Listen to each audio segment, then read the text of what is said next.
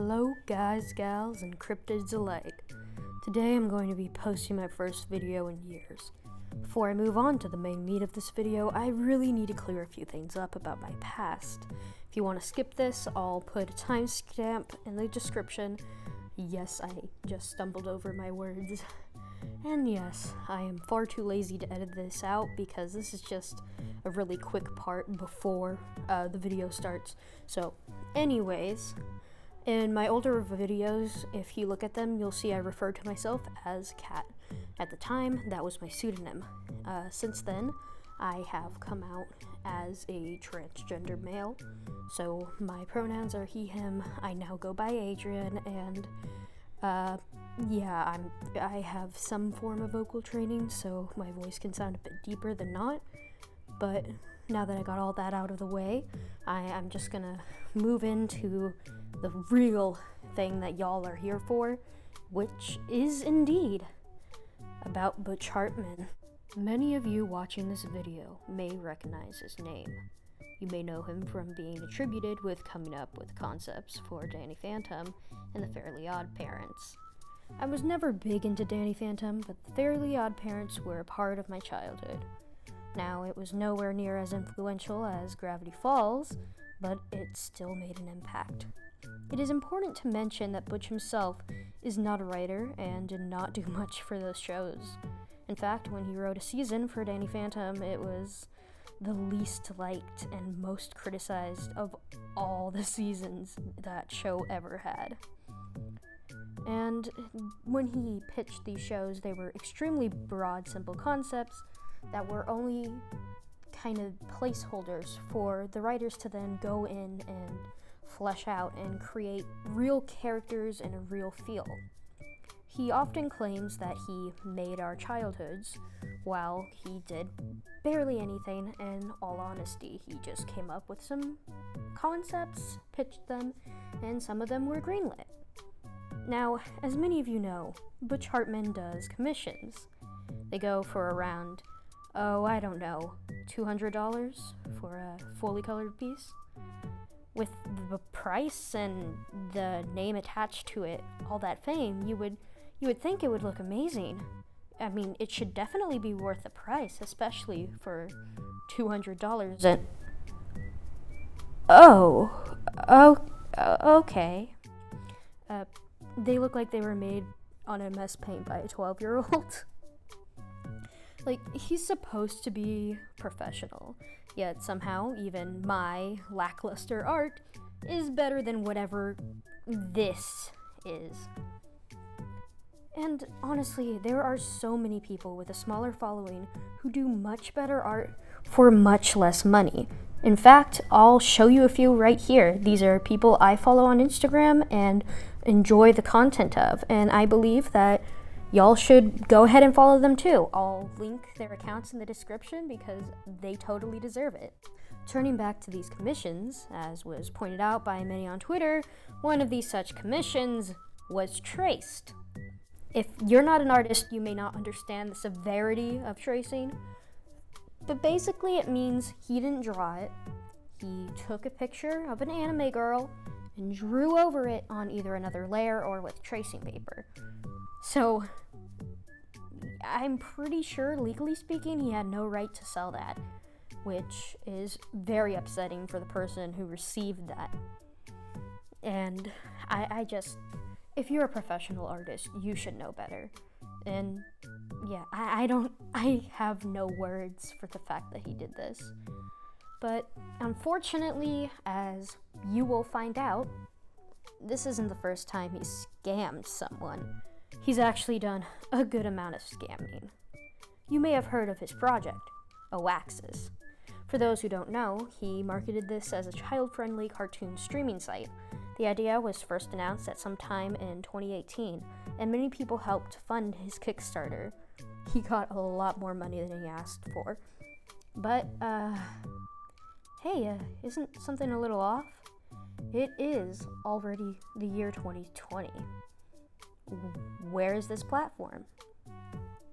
Oh, it doesn't exist? Yeah, I'm guessing it's probably safe to say he ran off with the money. And even before all of this and the 2-year thing, Oaxis was causing some controversy. At first, he just marketed it, as I said, a child-friendly cartoon streaming site. Unfortunately, this was not the case. He was planning to make it a Christian show streaming site. Now, there's nothing wrong with being Christian, nothing wrong with being religious. I mean, VeggieTales, come on, that was just okay. VeggieTales is great. Don't at me. But anyways, the fact that he misled people who were giving him money is where I and many others take issue. If you want to make a Christian streaming service, that is completely okay. Do it. Nobody's gonna care. But don't lie about what it is. Like, there was no point in doing that. Another thing is something that I personally consider worse. This may just be because I myself am an artist, and yeah, you might want to take a seat if you're an artist like me. Some of you may know Kuro the artist. He has created a YouTube channel called Ink Tank. He got pretty big and he hosts a lot of videos from other smaller creators on his platform just to try and lift them up. He personally isn't really into being a huge YouTube entity. So Butch went up to Kuro and was like, "Hey, can you animate a pilot for me? I have a concept." And Kuro was like, "Yeah, okay, let's write up a contract, let's figure everything out." So they wrote the contract, they had it all set up, and it got signed. And part of the thing in the contract was that even if the project gets canceled, if there is any work done, the amount needs to be paid. And if I remember correctly, it is $1,400. At some point, Butch canceled the project. But the thing is, he never paid Kuro. He still isn't paying Kuro. From my understanding, Kuro could take him to court. He just has chosen not to, which I understand, because $1,400 is not necessarily worth the insane amount of court fees it would cost. So I'm really sorry for Kuro, because that must just really suck.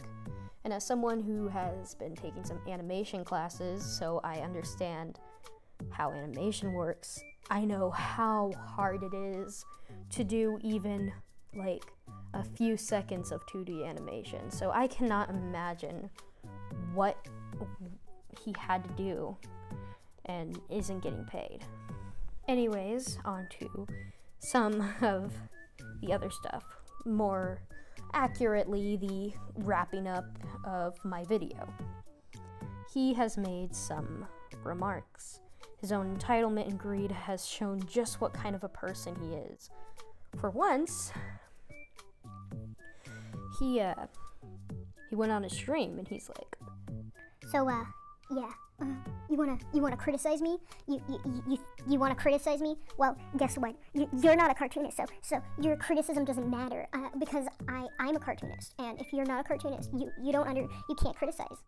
And that is one of the dumbest things for anyone to say.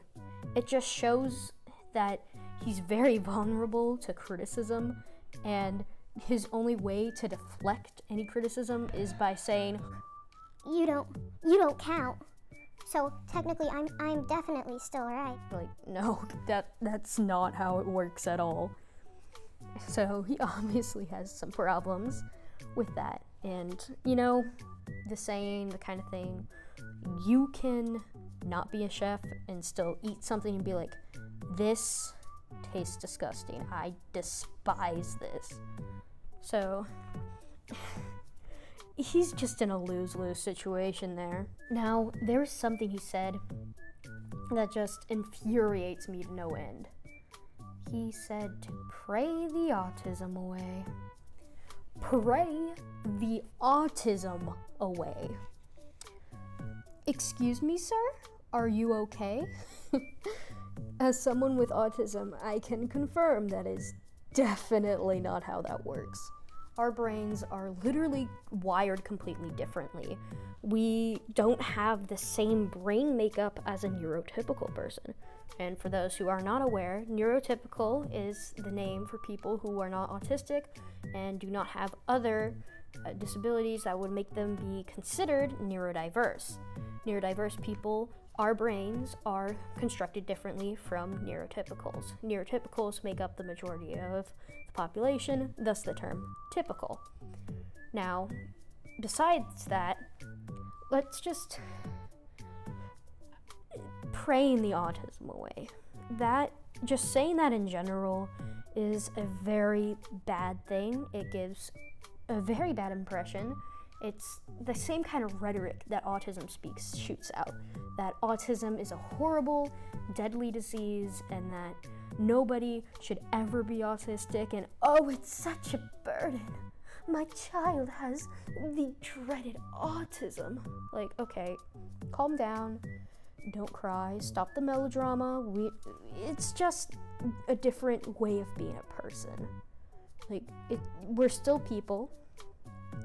Yes, I have some problems. I have certain things I can't do as well. I struggle socially.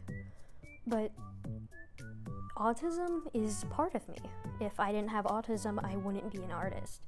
If I didn't have autism, I wouldn't be so into graphic design and anime and meet so many of the amazing people I've met in my life. So, yeah, sorry if some of this didn't make any sense. A lot of it was me kind of ranting. I did have a script, but I kind of went off it somewhat.